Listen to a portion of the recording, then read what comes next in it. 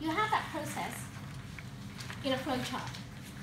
And as you can see, it's not a fixed path. While they're writing, they do go back and forth. They might plan something, write it, then go back and replan it.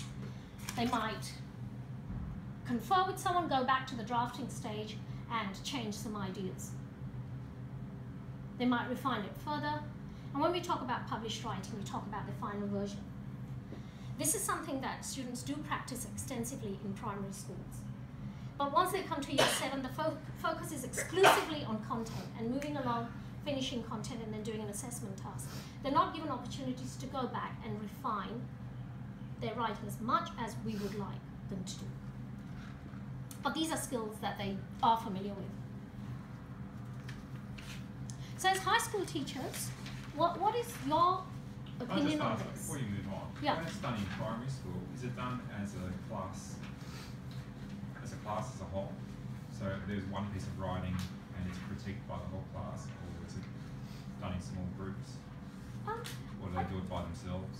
Where do they get their feedback from? From the teacher, but in primary schools, because there's, of course, the setup is completely different, and they have the one teacher through the whole day.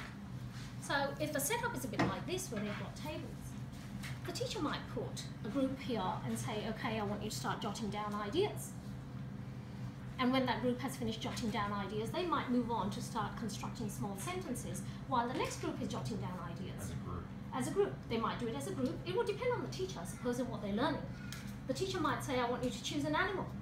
And choose your own animal and write a report. Let's first jot down ideas. What do you know about that animal? Starts from there. Obviously, the animals would be different, but the text type would be the same.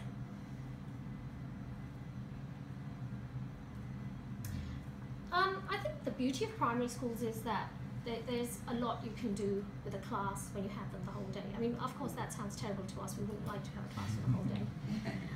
But in saying that, though, I think that they still only spend a small chunk of the day on something like that because they've got so many different. That's right. When I talk to my kids about what they do in the day, sometimes it's a half-hour solid piece of time that they're doing it, and that's the only time they do it in the day.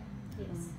A lot of I don't know about other kids, but a lot of kids are going to these contract type learning when they get set out a contract at the beginning of the week, and they've got all these different activities that they've got to get done. Yes. And they'll set aside the morning for the contract work, and they work at their own pace with the teacher guidance and things like that. It's not necessarily all just doing the one activity, so it's not. That's right. They Of definitely course. don't do all day doing it. Yeah, yeah. Oh no, Yeah. by no means. And often in groups they'll have different ability group levels of different groups, so they can target specific skills with that group. That might be a little bit behind another group. You can work more independently, and a teacher might work with that group a bit more because they need a bit more. So they've got parent helpers in too. as well. That's right. Yeah, and they do have that flexibility. They do have their own timetable, but say a primary teacher might decide, well, I'm going to do a unit of work on animals.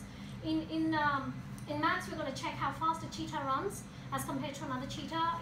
In science, we're going to research a cheetah, and in English, we're going to write a report on a cheetah. So they might take the topic across and develop a COGS kind of a curriculum, where they're working on different skills but on the same topic. So they develop deep knowledge and deep understanding around that topic. It gives you a lot of confidence, and ultimately they'd be able to produce a fantastic piece of writing simply because they have so much understanding of the cheetah. And that time to do it. Yeah. So, any more questions on that bit? I'm conscious of your time, so I'm going to now ask you to very quickly look at the last little bit there.